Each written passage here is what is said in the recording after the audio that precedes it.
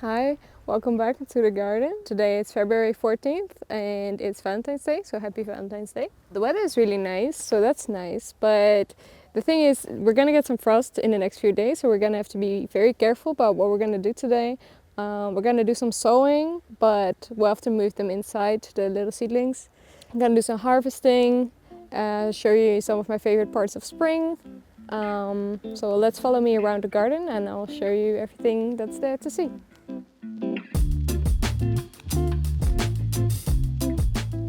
Okay, let's start in the greenhouse. Let's follow the cat. So this is actually one of my favorite things. Some of you might remember this. This is a calendula that overwintered here in the greenhouse. It's warm enough for it to still produce flowers, so I've been enjoying these flowers all winter. Here's actually coming another one. There's some mildew in the plant, but that's all right. It's just so nice to have some flowers all through winter. Further on in the garden, there are some spring onions that I planted in late autumn, and they're actually coming into their own right now. They were really small, but you can see like the biggest one is already growing quite tall. So in a couple more weeks, I'll probably be able to harvest the first few. I'm trying out a new thing, which is the walking onion. It has grown about 2 weeks ago. You didn't even see it yet, but now it's already quite tall. It's just here in the greenhouse right now where it has all the warmth and the light that it needs, and I still have to come up with a place to put it. And it's called a walking onion because it's a perennial onion and it kind of grows like a regular onion, so you get the leaves, and then on top of the leaves, where you usually get the flower in the second year, it will produce a little clump of small onions, kind of like shallots. And because it gets top heavy, the shallots will drop to the ground and then take root, and then you get another plant. So it kind of walks through your garden like a little walking onion. And I think that's really cute. The rest of the greenhouse is not much happening right now.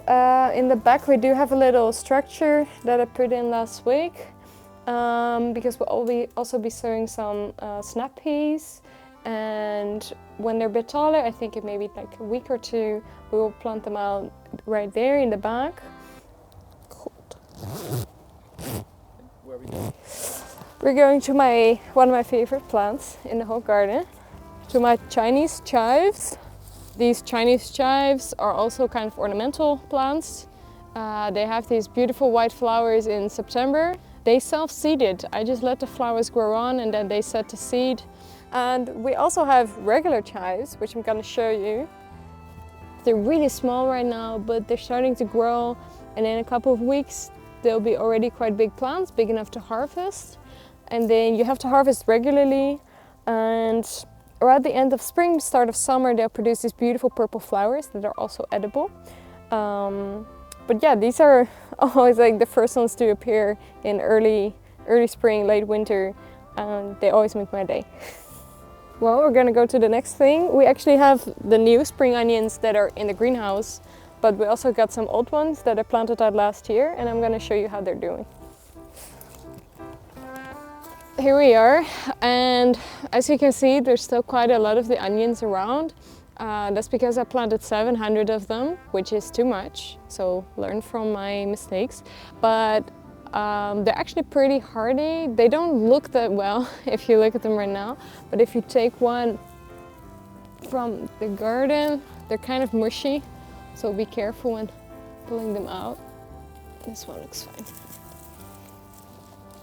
If you pull out these dead and dry outer leaves, then you see that's all clean new growth even coming here. Like it's really thick stems coming in. These are perfect, really. And every day, almost every day, I come in here, I grab a few and use them for my lunch or for my dinner instead of like regular onions. And it's really nice. So you can keep them in your garden all winter. And you can see like some of them are already starting to form these little flower heads. So in a couple more weeks, they won't be good to eat anymore, some of these. So I'm trying to just eat as many of them in these coming weeks and see what happens. Also, we need to clear the beds for the new vegetables anyway, so it's all right. But overall, I'm really happy with how these spring onions are keeping up. Even in winter, we've even had snow. They are doing great. We also have some harvesting to do today. I planted out some Jerusalem artichokes over here, which are now just dead stems, as you can see. I already cut the stems. I harvested half of them, and we're gonna see if there's any more in the ground. So I got my shovel, and I'm gonna carefully try to dig out the plants and see if we have any more harvest left, and also plant out about 5 of them in a different bed for next year's harvest. There's one. That's one. Delicious sunchokes. Let's try not to lose sight of this one. It's like harvesting potatoes. Gotta be real careful not to hurt them. If you don't harvest them, they will start to grow in a couple weeks. If you don't want them there, there's probably still a good chance you can kind of just pull up the plants, plant them elsewhere maybe. That's why I'm also growing the next batch in a raised bed where it cannot really spread, like mint and stuff. They kind of can become a pest in the garden. And this soil is kind of too wet, I think, because you can also see that the ones that are deeper are starting to rot, turn this kind of greenish color, kind of gross. So that's why I'm also prefer to growing into raised beds. So kind of learned my lesson there. But there's still some harvest. It's not much. It's enough for soup. Now we're gonna plant these out. Plant these here.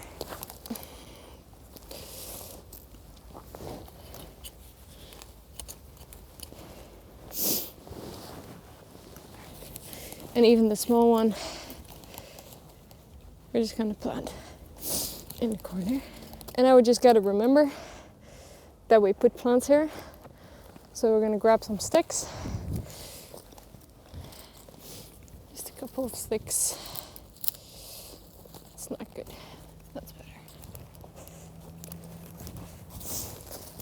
And one over here.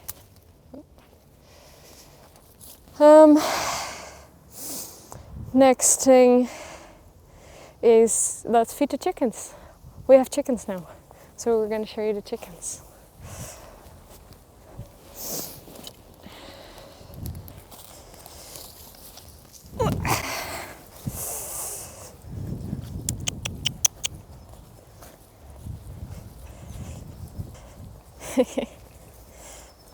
This whole thing used to be grass. They just ate everything. It's a big pile of mud now.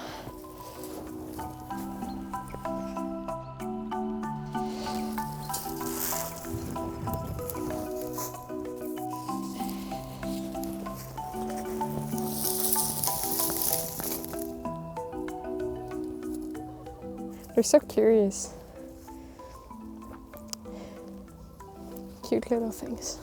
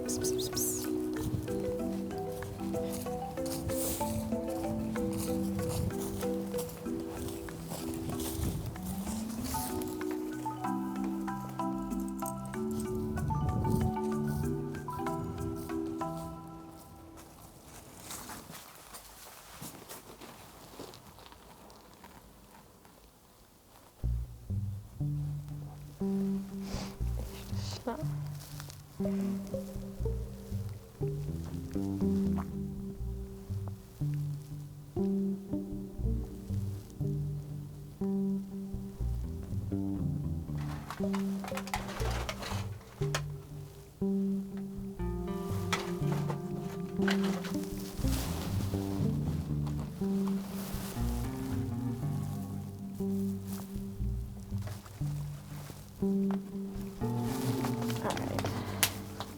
Cold hands. let's start with the peas. And I soak these peas for just a couple of hours to kind of get them active, as they are kind of dry. Sometimes that helps with the germination process. And I'm sowing them 4 in a module because I will transplant them pretty soon, so they will not be very large, so they have plenty of space here. And I kind of measured it out, and then I added in a few extras just for the margin, because these seeds are a little old, so maybe if they don't germinate, then I'll have some other ones. So it will not be quite a row. So that's the peas. And then we're going to cover them and put in a little marker. I'll write down the names later. Cover them a little bit. Push them in. And then we're going to sow the beets. Some nice beetroot. These are quite large. Oh, that's a lot. That's a little bit too much. And I'm gonna sow them 2 in a module, I think. I want them to be a little bit bigger than what I had last year.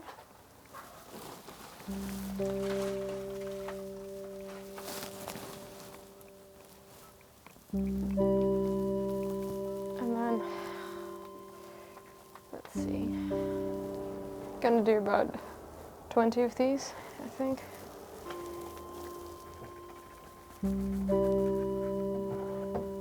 Okay, I'm very careful.